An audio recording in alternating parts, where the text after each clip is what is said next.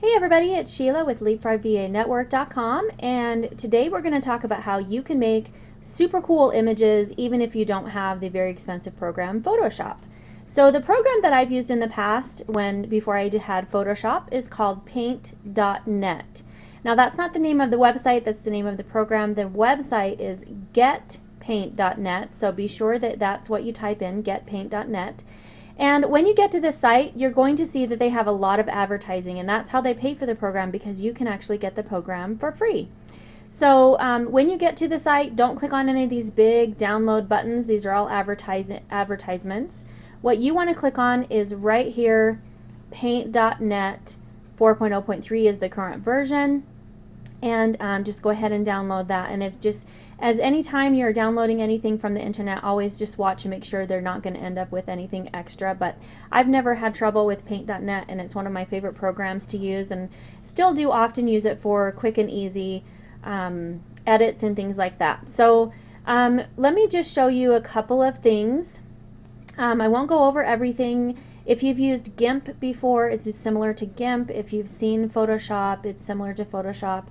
It has a little bit less features, but it's free and it's super easy to use. So this is an image that one of my clients sent to me, and she wanted to have some words over the top, and she didn't want to have the image edited in any way, so she didn't want to fade the background or fade the image to make the words pop. So what we decided to do is to do an overlay and put the words on the overlay, and that just brings the words out so they don't look like they're laying flat on the image. It looks like they're kind of popping out, and I'll show you how we did that. So the coolest feature of using a program like Paint.net is that you can have layers. So it's just like as if you were layering sheets of paper on top of each other. So this particular image is going to be our bottom layer, and we're going to go ahead and just click right here and add another layer.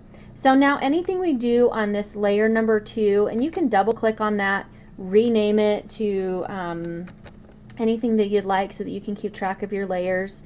But on the second layer, what we're going to do is we're just going to make that maroon shaded image. So she sent me her colors, and I have set up here on the colors. All of these colors down here on the bottom are just colors that I've added for the branding of myself and my clients. And so this is one of the colors that's in her brand, and I'm just going to select that color, and then I'm going to change the opacity to about half of what it was, so it's not a solid image. It's actually sort of see-through, and you'll transparent, and you'll see that. And then we're going to grab the shapes tool down here, and then right up here at the top we're going to make sure we have the rectangle selected. You can see they have a lot of really cool images you could choose from. And then we're going to make sure that the fill is solid fill, not with an outline, and it's just a solid fill. So now make sure we're on this second layer, and we're just going to add this sheer color. Now what that does is that brings the words out so that they're not laying right on the image. And so you can move this around or whatever you'd like. But now what we're going to do is go ahead and add another layer, and we're going to add the words. So I'm going to go ahead and grab the text tool here, make sure I'm on layer 3. I'm going to change the color of the font to white, and then the font I'm going to change to this Great Vibes, and I'm going to make it about 20%. We'll see how big and see if that works. We're also going to make sure that this is aligned left. So as you can see, that's going to be way too small. So now while that's still selected, while I'm still in it before I go out, I can change the size of this. So I'm going to go ahead and change it to 48, and you can see that's quite a bit bigger, and you can see now that the words are going to pop a little bit off the page. Now I'm going to show you another trick here. I'm going to click on this, where we have the box, and I'm going to add another layer right in between the box and the words. And I'm going to grab this dark color again, and I'm going to retype She's in Biz. And you can see that makes a darker image right behind. And I'm just going to layer that. Now in Photoshop you can automatically make this shading, but in Paint you need to do it a little bit separately. So what I did there, you can see, is I just made it look like there's a little bit of a background. Now to make that pop a little bit more and stand out a little bit more, I like to use the effect under blurs, and I think it's called Gaussian blur. I'm not sure exactly what it's called, but usually if you watch that dark background color, you can fade that and kind of blur it a little bit so that it's not such a solid color. And what that does is it makes your eye draw to the white part and not necessarily to the dark part behind. So you can make that as dark or as fuzzy as you would like. I usually go around 2 or 3. So now you can see that those words really pop out. Now what we're going to do is we're going to go ahead and add another layer, and on this other layer we're going to add the additional words, and we're going to change the font here to Century Gothic, and we're going to write out Academy.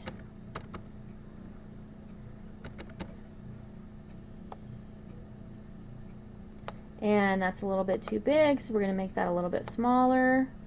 So She's in Biz Academy, and then I'm going to go ahead and add another layer, grab the white, put that over the top, align that up where I want it to be, and just make sure that it's aligning up the same direction as the words above. So you don't want to have it going down this way.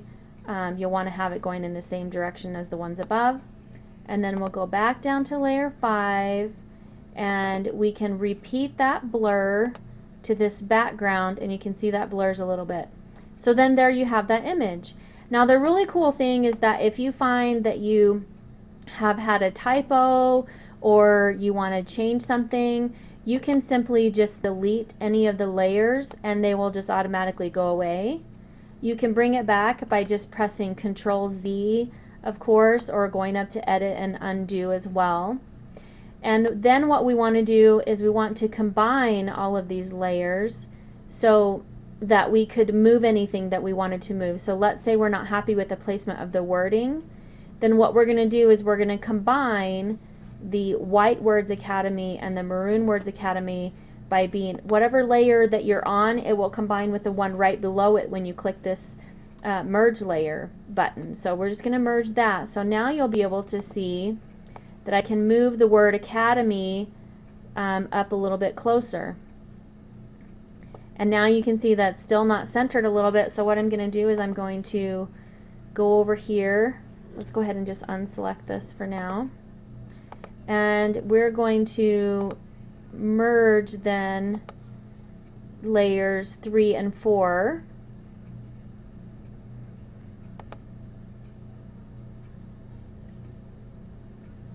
It's just taking a minute. My computer is running a little slow. Okay, so now we could move these words wherever we would like to move those, and then we could combine the next 2 layers. Okay, so now we have merged all of the words together and we could move them wherever we wanted them to go. And so once the image is done, you can save it in layers so that you can come back. What I like to do is save it in layers and then flatten it and save it all together. So what you would do then is just save it, save as, whatever you wanted to save it as.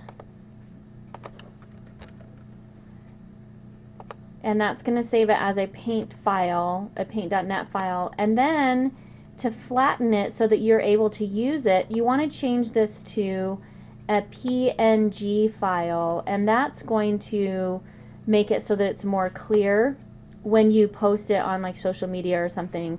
PNG files are much better than JPEG files. So now that image would be done, and you could use that image in any of your social media or on your website. All right, so let's go ahead and just close this one. Now this is another one that I worked on for one of my clients. They had this picture of their daughter, and as you can see, it's a little bit blurry and the coloring is a little bit off, and we wanted to make a new light bulb image. So basically this is how I did this for them. first off, I just went ahead and cut out the image of the light bulb here just by selecting it and then pressing delete. And then I'm going to fill that in with a white color. So you can see I have white selected here as my primary color. I'm going to grab the little bucket and fill that in with white. So then this is our bottom layer. Now what I'm going to do is I'm going to go ahead and choose the select tool again.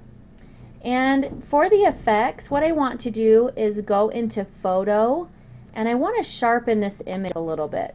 So I don't want to sharpen it up too much. I just want to make it a little bit cleaner. And as you can see, her little face is getting a little bit more clear. If we go back down to 0, you can see that's a little blurry. So we're going to just see where that looks about nice and not too sharp. And then we're going to click OK. And now we're going to adjust the colors a little bit. And so we're going to go in here to Hue and Saturation under Adjustments. And I'm just going to show you how I kind of cleaned up so that her face doesn't look so purple. And as you can see, her jacket actually is pink and her shirt actually is orange. And we want it to be a little bit dark but not too dark. But we definitely don't want her face to be an unnatural color. So we just kind of clean that up a little bit. Just a little bit.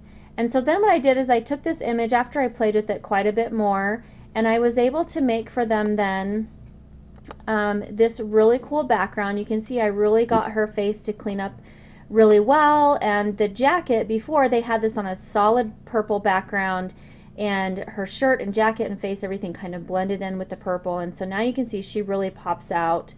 And we made a new light bulb and we made the glow. So I did this entire background, this entire image in paint.net. So you can see there's a lot of really fun things that you can do. So what I would suggest is that you just come in here and you play with it. You play with the colors, you play with the gradient tools, the eraser. Another really cool feature, if you have a picture or an image that you would like to know what color that color is, this color picker is a great tool. And so if you click on that color picker and then we go over here and we click somewhere, say we really like this pink, we want to make this color some of the words. So you just click on that pink and you can see with the color picker it picks that color, and you can then see the RBG color or the hex code for that color. So then you could tell someone, hey, I really like the pink on this jacket. Let's use the hex code B65175, and then you're telling them exactly the color of pink that you want. So this color picker is fantastic. So for example, when I was choosing the colors for my logo, you can see the blue and orange and green. I wanted to make sure that they went really well with my cool frog, and so I just came in here and picked these colors right off of the frog until I found the color that I wanted. And as you can see, this is the orange color that I chose, and that's the color that matches really well with my frog on my logo, as well as the green. You can see the greens in his nose and his head there. Those are the greens that I chose for the VA here. So this is a really great program, and I hope that you'll get to know it and use it a little bit.